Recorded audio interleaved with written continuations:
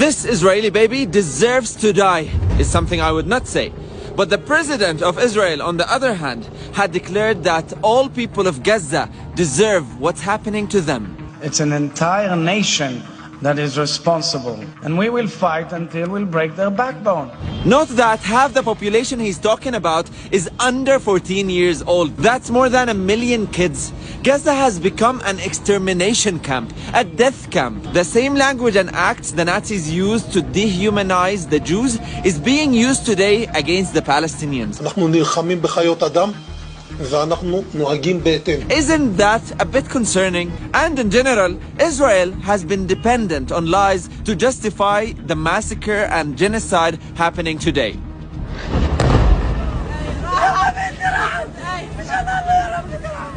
Of course, you've heard about the beheaded babies. Babies.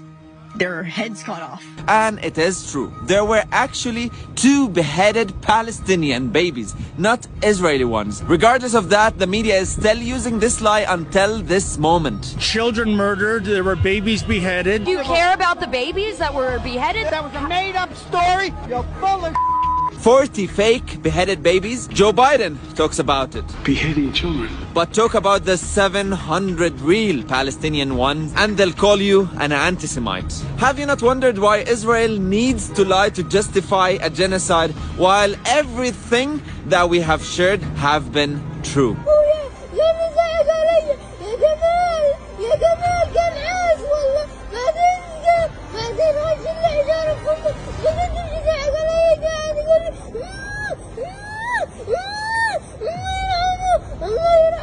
Regardless, why do Muslims hate Jews anyways? I mean, look at this Zionist puppet of a Muslim. He's friends with a Jew. He's Muslim, I'm Jewish.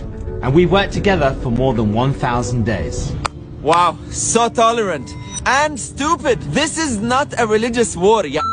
This is a war against evil, a war against occupation, a fight for justice. Muslim versus Jew. Muslims versus Jews. Jews themselves have said it countless times. This is genocide!